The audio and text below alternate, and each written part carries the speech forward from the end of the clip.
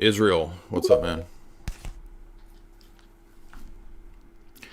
Welcome, everybody. What's up, man? We got 1,300 live. What's on your mind, man? Hey, so I've actually been on here once before, and I'm Orthodox and inquiring into Orthodoxy. Hopefully my priest will allow me to begin catechism soon. But I was on here asking you some questions about some conversations I was having with Catholics and stuff like that about Actus Purus and divine simplicity. Mm-hmm. And I'm just trying to, refine some of my ideas, like my understanding of what their position is. I was watching a really good video you had with on divine simplicity with Father Deacon, and then also a live stream you had I think it was recent, but some critical Thomist guy came on, and it's funny because you were explaining an argument you were using about Leviticus 9. Mm-hmm. And then he came on, and then you used that, and it worked like magic. Yeah. And I was using that, I was like, well, let me see if I can try to work through this just to at least gain increase my understanding. So if I understand it correctly, and I know like Catholicism is one of the topics on here, so I hope you're okay with this if it's relevant. Sure. All right. So I know that Thomists tend to you'll present a quote from Aquinas, right? And then they'll try to respond with another quote from Aquinas, from somewhere else. But I keep trying to bring him back to Leviticus 9 because they don't care. They don't care about. They don't care about the scriptures. That's secondary. I know Congo Aquinas doesn't stop referring to scripture, but So basically, the argument from Leviticus 9 would be that if Aquinas teaches that you can only know God through His created effects, right? Mm-hmm. Like only through your intellect and reason, right?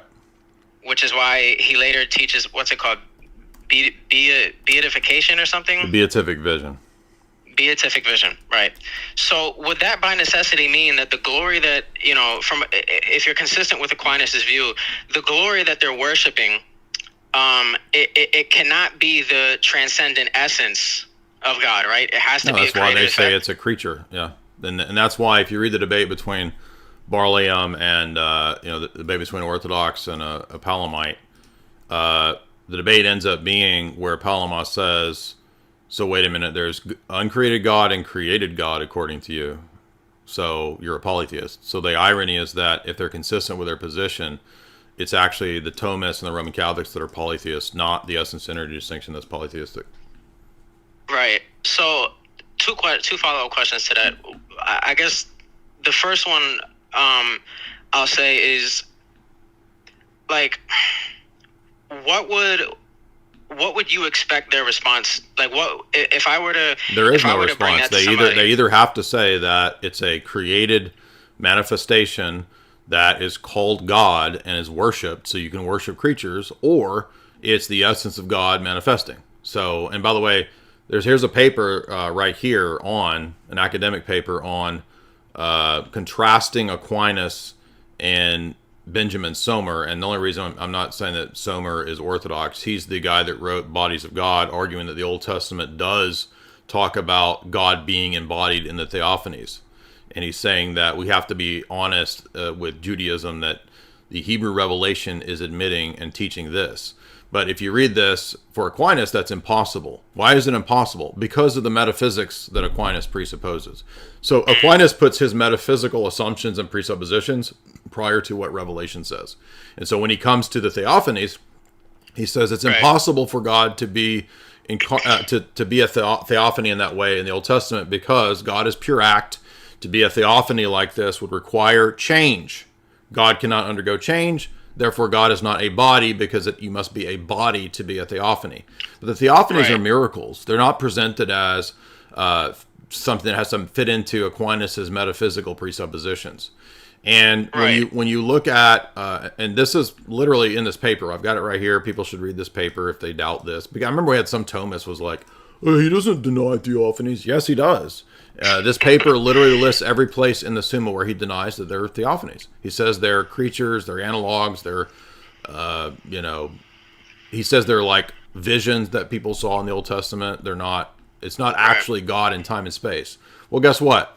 If the theophanies are not possible because God can't be in time and space like that, then the incarnation is not possible, and the second person can't be in time and space like that. So, if you really want to lock down the way to refute this, then you can take them to the kenosis passage. You know what I'm talking about? You said I'm sorry, you're cutting out a little bit. The kenosis. You said the theosis passage. Kenosis. Yeah. Gotcha. Do you know what I'm talking about? I don't know what kenosis is. So no. Philippians 2 is the famous kenosis passage, and this is where Paul talks about the second person of the Godhead humbling himself and voluntarily limiting himself. Now, we all agree, Catholic and Orthodox, that Christ is a divine hypostasis. He's a divine person because he's the second person of the Godhead. And yet Paul says that he, the second person of the Godhead, who is equal to God the Father, willed to enter into a limited time and space situation of being incarnate in the mode of being human, and he willed not to act. That contradicts the idea that there's no potentia in God. Exactly. Then, right? Yeah. Exactly. Oh, okay. And that's why the Cappadocians argue there is potentia in God, and all of these people that you're talking, like, they literally just have a metaphysical dogma, and if you really question them on how they know it's true, they just because it's true, because it is, it has to be. And that's why he basically just said that I was using a logical fallacy, so now he doesn't have to address my argument, which was the Leviticus 9 argument, and then proceeds to say that he doesn't understand how that relies on how that's talking about divine simplicity, which is literally an argument from incredulity. So while he's telling me I don't understand fallacies, he's using one of the most basic ones. I was just trying to make sure I at least had some, deeper understanding of what I was talking about, considering I heard the argument from you. The kenosis passage is very famous. It's very well known. It's largely known because that's new to me. It's a famous passage because it admits Christ is equal to the Father, right? Who being in the form of God. Right. But now wait a minute. It doesn't just say that. It also says that he willfully limited and chose not to actively do all the things he could do. So in other words, the Son of God, the second person, really is walking around in Jerusalem, and he's in Jerusalem in a unique way and in a unique mode where he's not present in Bethsaida. So does that mean he's not omniscient? No, of course not. He's omniscient. But he's not just omniscient. He's also uniquely present in a certain place in a certain way.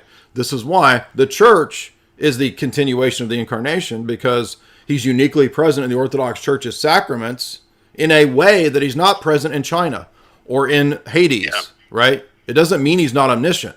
It means that there's a unique mode of his presence in the church, in the sacraments, just like he was uniquely present in the physical body in a way that he wasn't present in another city at the same time.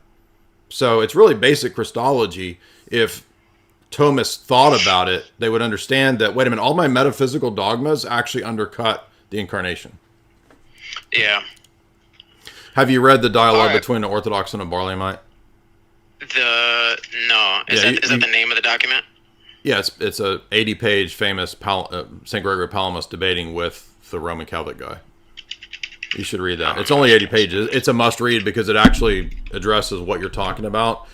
Thank you for that, Israel. And it also literally, the debate literally progresses to where it's about how the Roman Catholic position is a polytheistic position because they're actually positing a created and an uncreated God. And by the way, the same principle for the sacraments, right? Are you eating the essence of God? No. Okay, well then what are you eating if you're eating divinity? Remember, divinity can't be located in some special way in time and space. So this undercuts the real presence if it's true. It compromises divine simplicity. Well, if the Eucharist is just a created effect, then you're not actually, it's not really body, blood, soul, and divinity, you see. So they are believers in a metaphysical dogma, and they're Christians second.